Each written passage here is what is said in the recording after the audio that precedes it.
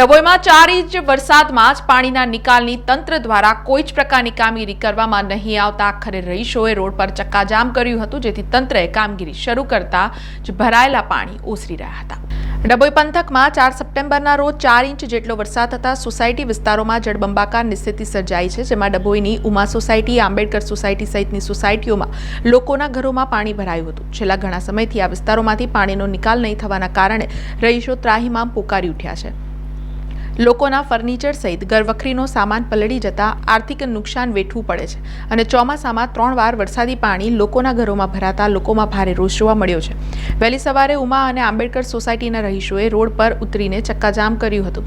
સાથે જ પાલિકા પ્રમુખ તથા ચીફ ઓફિસરનો ઘેરાવ કરી તાત્કાલિક સમસ્યાનું નિરાકરણ લાવવા માંગ કરી હતી। સાથે જ ધારાસભ્ય શૈલેષ મહેતાને પણ મહિલાઓએ પોતાને પડતી મુશ્કેલી અંગે જાણ કરી હતી અને ધારાસભ્યએ પણ સમસ્યાનું નિરાકરણ લાવવા આશ્વાસન આપી ડભોઈ પાલિકાને તાત્કાલિક ધોરણે કામ કરવા સૂચના આપી હતી। તો બીજી તરફ પ્રજાનો રોષ પારખી ગયેલા પાલિકા પ્રમુખ બિરેન શાહ અને ચીફ ઓફિસર જય કિશન તડવી દ્વારા તાત્કાલિક યુદ્ધના ધોરણે ભરાયેલા પાણીની નિકાલની કામગીરી શરૂ કરવા કર્મચારીઓને આદેશ આપ્યો હતો અને સોસાયટીમાંથી નીકળતી કાંસોની સફાઈ જેસીબી દ્વારા કરવી, જે કાંસો પુરાયેલી હતી તે ખોદીને તાત્કાલિક પાઇપો નાખી વરસાદી પાણી નિકાલ માટે રસ્તો કર્યો હતો, જેના પગલે ગણતરીની મિનિટોમાં જ ઉમા આંબેડકર સોસાયટીમાં ભરાયેલું પાણી ઓસરી જતા વિસ્તારના રહીશોએ રાહતનો શ્વાસ લીધો હતો।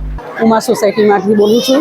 સવારે જે અમે ઉગ્ર આંદોલન કર્યું હતું એના માટે અમને બિરેનભાઈ પ્રમુખ અને ધારાસભ્ય શ્રી તરફથી અમને તત્કાળ ઉગ્ર આંદોલન કરવાથી અમને જે સોલ્યુશન મળી છે એ અમે ખૂબ ખુશ છે અને ખૂબ અમે એમનો આભાર માનીએ છીએ। બહુ સરસ લાગે છે। તત્કાળ સોલ્યુશન આવી ગયું અને અમે ત્યાંથી સાફ સફાઈ કરાવીને આવ્યા ત્યાં સુધી ઘરે આવ્યા ત્યાં સુધીમાં તો અમારું પ્રોપર સોલ્યુશન થઈ ગયું હતું। એના માટે અમે ખૂબ આભાર માનીએ છીએ ઉમા સોસાયટી તરફથી।